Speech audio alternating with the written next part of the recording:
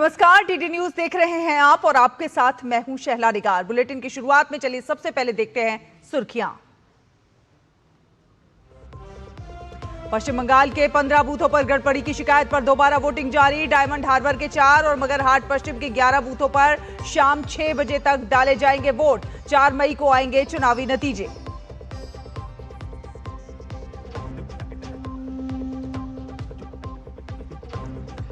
Supreme court से TMC को लगा बड़ा झटका। केंद्रीय काउंटिंग सुपरवाइजर नियुक्त करने के मामले में पार्टी ने खटखटाया था अदालत का दरवाजा। बीजेपी का ममता पर पलटवार, कहा न्यायालय में बार बार जाना राजनीतिक हताशा का संकेत।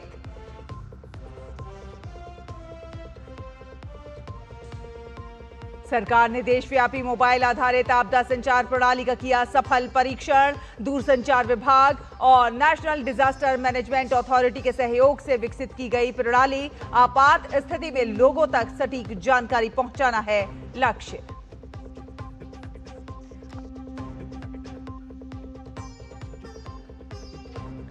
जम्मू से श्रीनगर का सफर 5 घंटे से भी हुआ कम। श्रीनगर वंदे भारत का संचालन आज से शुरू। मंगलवार को छोड़कर सप्ताह में 6 दिन चलेगी ट्रेन। हर मौसम में कनेक्टिविटी, पर्यटन और कारोबार को मिलेगा बढ़ावा।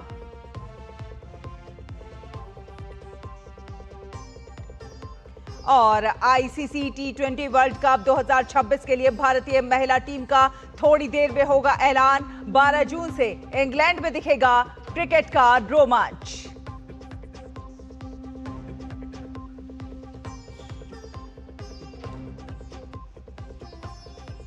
तो पश्चिम बंगाल में डायमंड हार्बर के 4 और मगरहाट पश्चिम के 11 बूथों पर सुबह 7 बजे से दोबारा मतदान जारी है और वोटिंग शाम 6 बजे तक चलेगी। दोपहर 1 बजे तक की बात की जाए तो मगरहाट पश्चिम में 56.33% मतदान हुआ है, जबकि डायमंड हार्बर में अभी तक 1 बजे तक 54.9% वोटिंग हुई है। दरअसल 29 अप्रैल को इन बूथों पर दूसरे फेज की वोटिंग के दौरान ईवीएम से छेड़छाड़ और झड़प की शिकायतें मिली थी और इसके चलते दोबारा वोटिंग का फैसला लिया गया। ये सभी बूथ दक्षिण 24 परगना जिले में आते हैं। आपको बता दें कि राज्य की सभी 294 सीटों पर रिकॉर्ड 92.84% वोटिंग हुई। 23 अप्रैल को फर्स्ट फेज की 152 सीटों पर 93.19% मतदान हुआ था।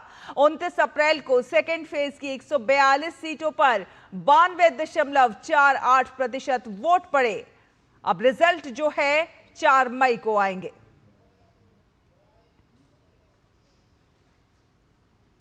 तो पश्चिम बंगाल विधानसभा चुनाव के तहत मगरहाट पश्चिम विधानसभा क्षेत्र में पुनर्मतदान के दौरान तनावपूर्ण माहौल देखने को मिला। नाजरा इलाके के 126 और 127 नंबर मतदान केंद्रों के बाहर तृणमूल कांग्रेस के खिलाफ अवैध जमावड़े के आरोप सामने आए। बताया गया कि तृणमूल के कार्यकर्ता और समर्थक कैंप लगाकर वहां पर जमा हुए थे और शिकायत मिलने पर केंद्रीय बलों ने मौके पर पहुंचकर कैंप को हटाया। तो पश्चिम बंगाल विधानसभा चुनाव की मतगणना से पहले दक्षिण 24 परगना जिले के फाल्टा इलाके में भारी तनाव हो गया है। यहां पर स्थानीय लोग पुनर्मतदान की मांग को लेकर विरोध प्रदर्शन कर रहे हैं।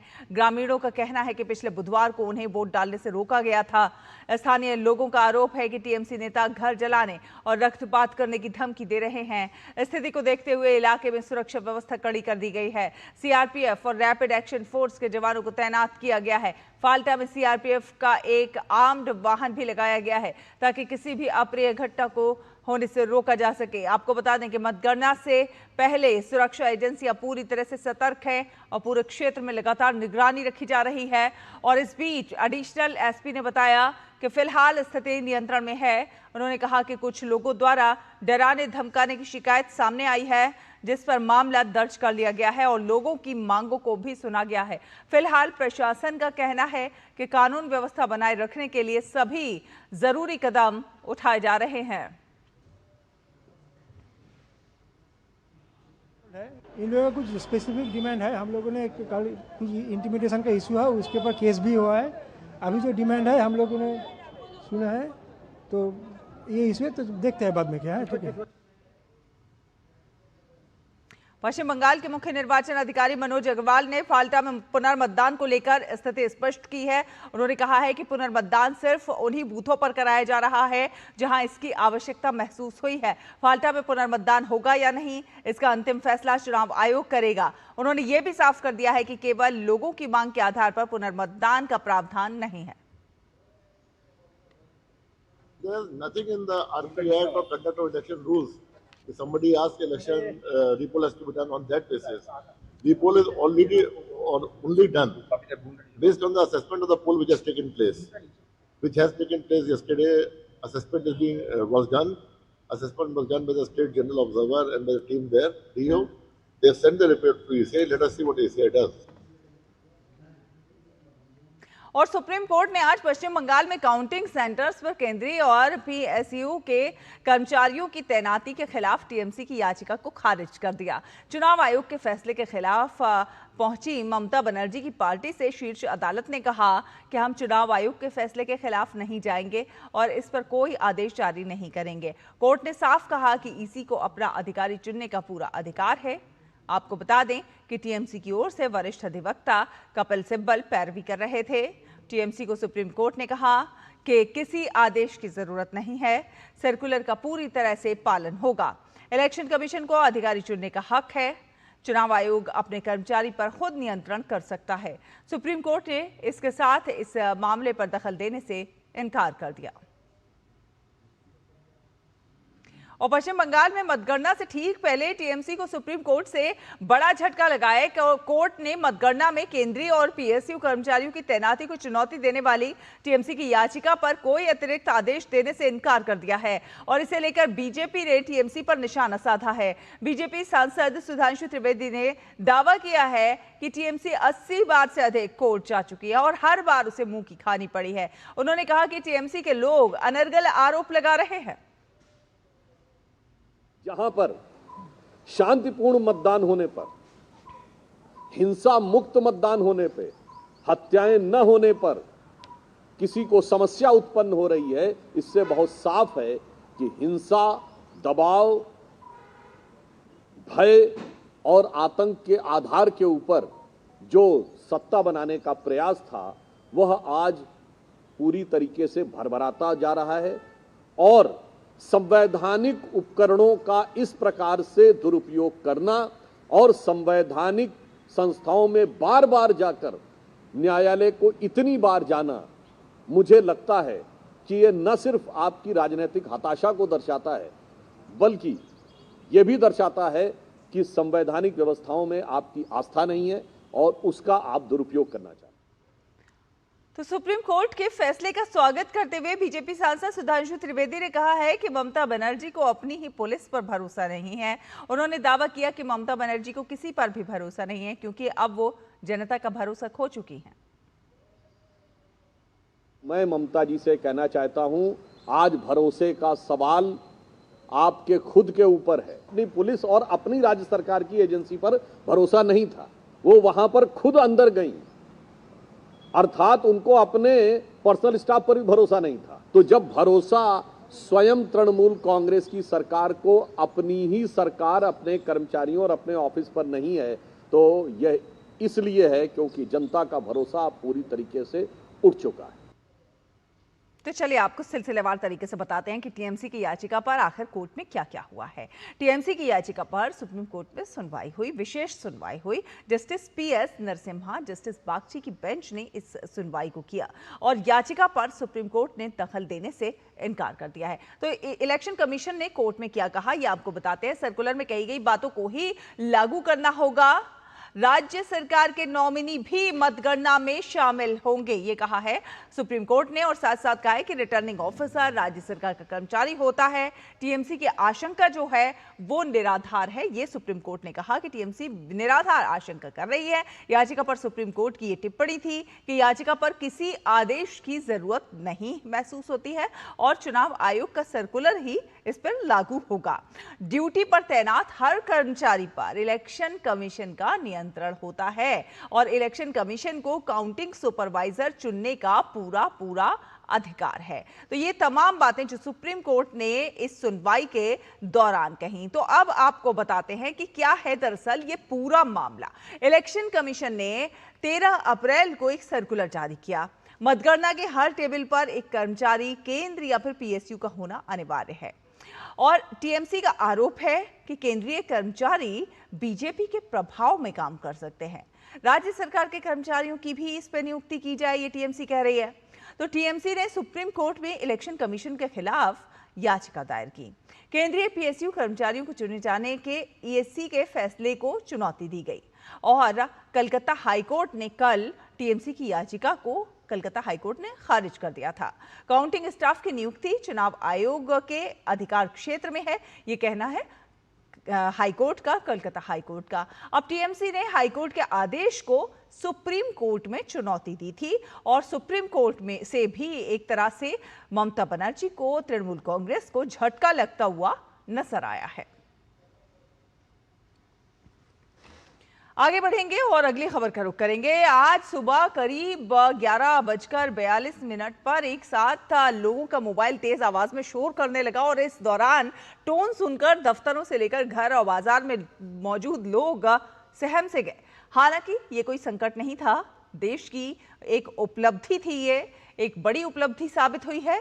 दरअसल 2 मई को केंद्र सरकार ने देश भर में mobile based disaster communication system का सफलतापूर्वक शुभारंभ कर दिया। ये पहले से ही पूर्व निर्धारित था। आज मोबाइल आधारित आपदा संचार प्रणाली का सफल परीक्षण किया गया और इस क्रम में लोगों के मोबाइल पर अलर्ट मैसेज आया, जिसने बड़े स्तर पर लोगों का ध्यान आकर्षित किया।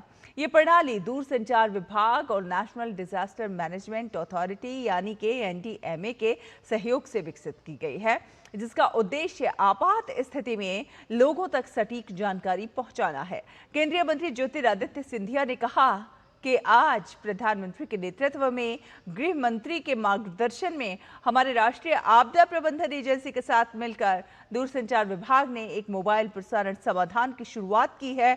इसके जरिए आज 21 भाषा में भारत का यह आत्मनिर्भर समाधान देश को समर्पित किया गया है। उन्होंने कहा, एक एक गांव, कस्बे तक लोगों की जान माल की सुरक्षा सुनिश्चित करने के लिए यह सुविधा बहुत उपयोगी रहेगी। कभी भी देश में जब आपदा आए,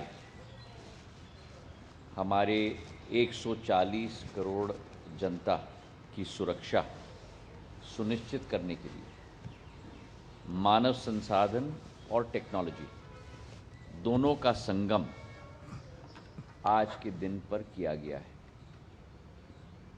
C-DOT भारत की सबसे विशेष R&D भारत सरकार की कंपनी के द्वारा ये सेल ब्रॉडकास्टिंग सॉल्यूशन के ज़रिए आज 21 भाषाओं में भारत का ये आत्मनिर्भर सॉल्यूशन प्रधानमंत्री जी के नेतृत्व में और गृह मंत्री जी के अध्यक्षता में देश को समर्पित किया गया है।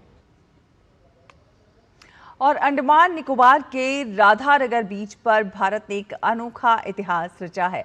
समुद्र की गहराइयों में आज सबसे बड़ा राष्ट्रीय ध्वज फहराकर देश ने Guinness book of world record अपने नाम कर लिया है। 223 गोताखोरों की टीम ने इस साहसिक मिशन को अंजाम दिया, जिसमें स्थानीय जो डाइवर्स हैं, पुलिस, नौसेना और वन विभाग के जवान शामिल थे।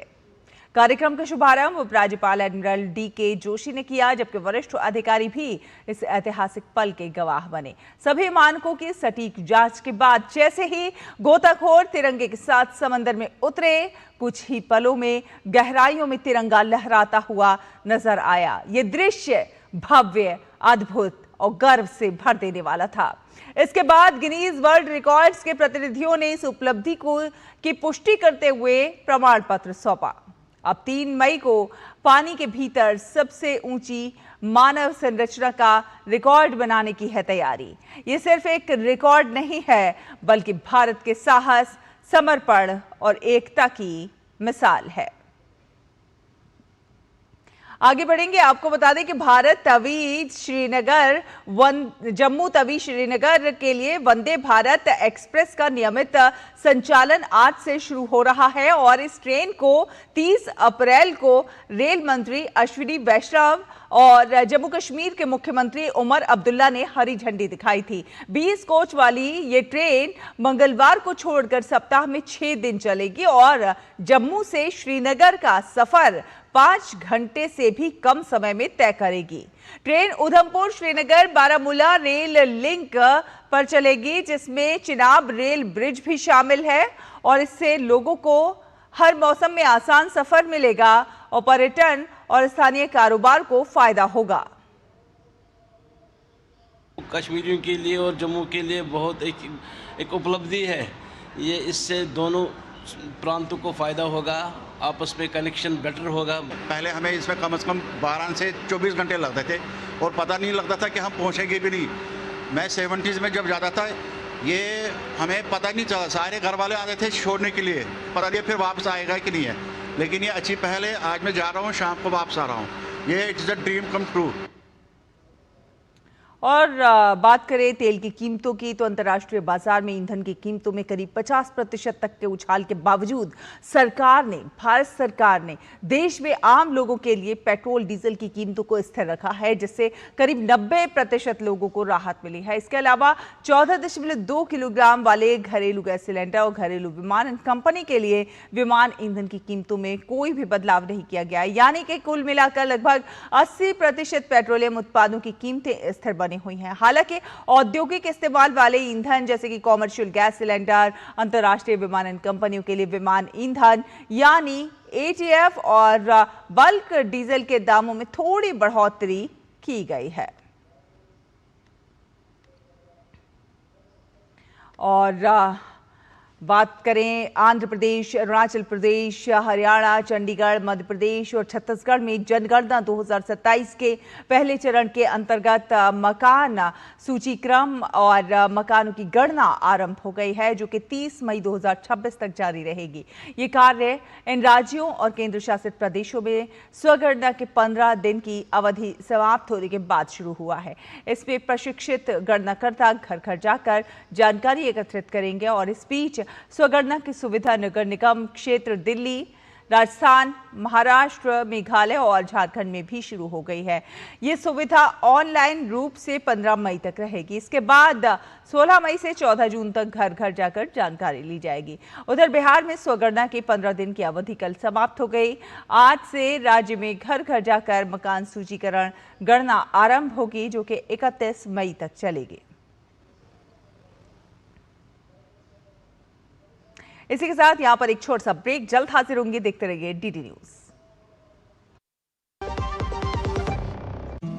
बड़ी बहू, ये तुम्हारी ना। इतनी भी क्या जल्दी थी? अरे और छोटी, ये तुम्हारे ना। और ये मेरी गुड़िया की ना।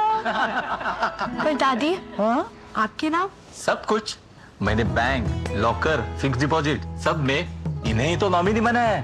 कल जब मैं ना रहूं तब पैसे मिलने में इन्हें आसानी हो। शुभ शुभ बोलो। क्या? RBI कहता है जानकार बनिए, सतर्क रहिए। मेरी पसंद, मेरी पसंद, मेरी पसंद, मेरी पसंद,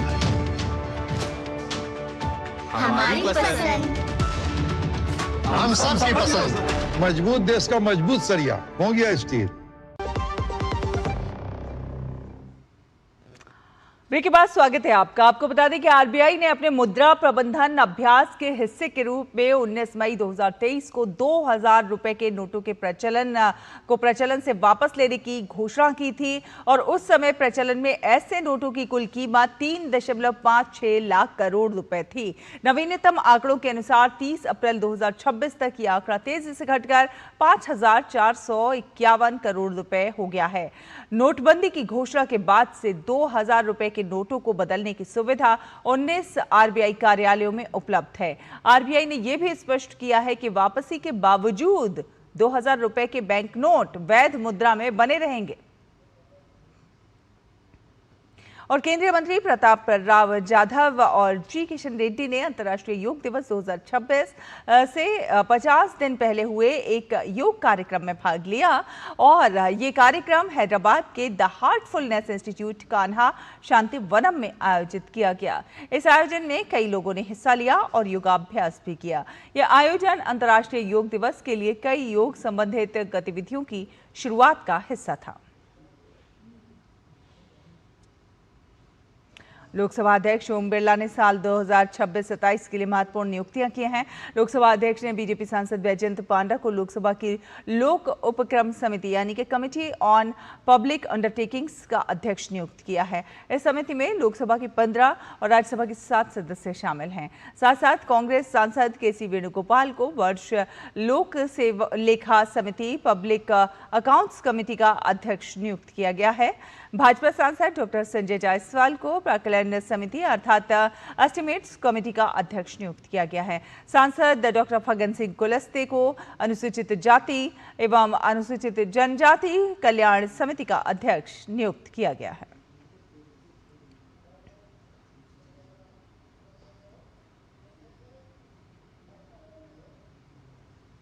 और अब बात खेलों की। भारत की महिला T20 वर्ल्ड कप 2026 टीम का ऐलान आज शाम मुंबई स्थित BCCI मुख्यालय में किया जाएगा।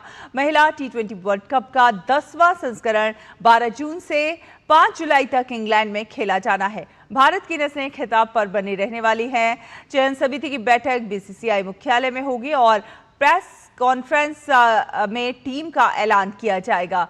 T20 वर्ल्ड कप अब करीब है और ऐसे में शनिवार शाम मुंबई में होने वाला ये चयन भारत की पहली महिला T20 वर्ल्ड कप ट्रॉफी की उम्मीदों को काफी हद तक तय करेगा। चयन समिति की आज की बैठक सिर्फ T20 वर्ल्ड कप टीम तक सीमित नहीं रहेगी, बल्कि इंग्लैंड के खिलाफ वर्ल्ड कप से पहले होने वाली 3 मैचों की T20 सीरीज और 10 से 13 जुलाई तक लॉर्ड्स में खेले जाने वाले एकमात्र टेस्ट के लिए भी टीम चुनी जाएगी। इसके अलावा इंग्लैंड ए के खिलाफ 3 वनडे और 3 T20 मैचों के लिए इंडिया ए टीम का भी चयन होना है। हरमनप्रीत कौर की कप्तानी वाली टीम से इस बार काफी उम्मीदें हैं क्योंकि भारत ने महिला वनडे वर्ल्ड कप 2025 अपने घर में जीता था।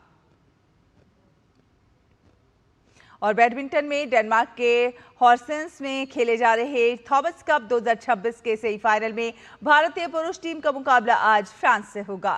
फ्रांस ने पहली बार सेमीफाइनल में जगह बनाई है। भारत ने क्वार्टर फाइनल में चीनी ताइपे को 3-0 से हराकर सेमीफाइनल में जगह बनाई है। लक्ष्य सेन ने पहले मैच में चोऊ तिएन चेन को हराकर भारत को शानदार शुरुआत दिलाई और इसके बाद सात्विक साईराज रंकीरेड्डी और चिराग शेट्टी की जोड़ी ने चिऊ हिस्यांग चिये और वांग ची लिन को हराया।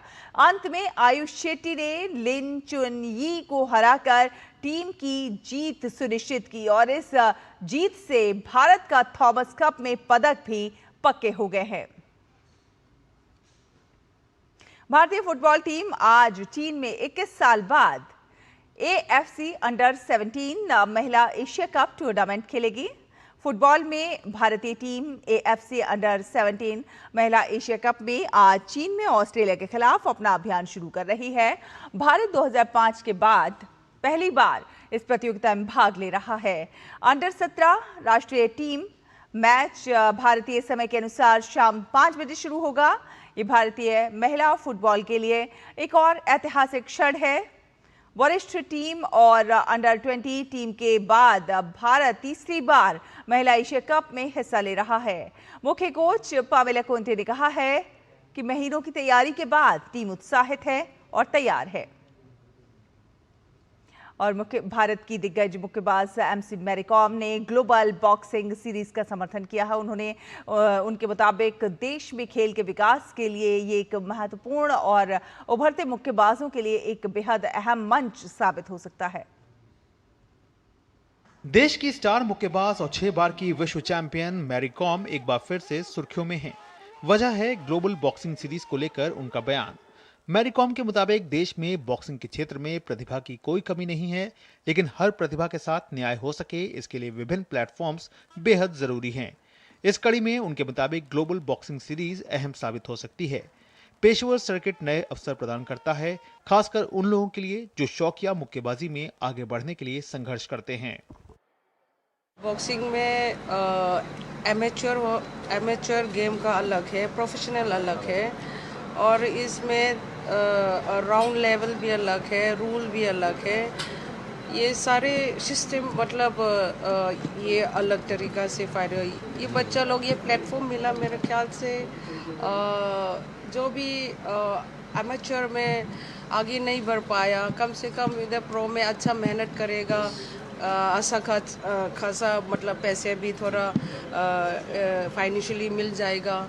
ये बहुत मेरे ख्याल से अच्छा है। ओलंपिक पदक विजेता ने दृढ़ता के महत्व पर जोर देते हुए कहा कि सफलता यूं ही नहीं मिलती, बल्कि इसके लिए दृढ़ इच्छा शक्ति का भी होना अनिवार्य है। Hard work, train hard, achieve something in life, either amateur or a professional. At least, to get this kind of platform and earn some money for a family, for your relative, at least get some job after this, achieve something in this. 43 साल की Mary com ring में उतरने का संकेत दे चुकी हैं। उनके अनुसार खेल के प्रति उनका जुनून अभी भी प्रबल है।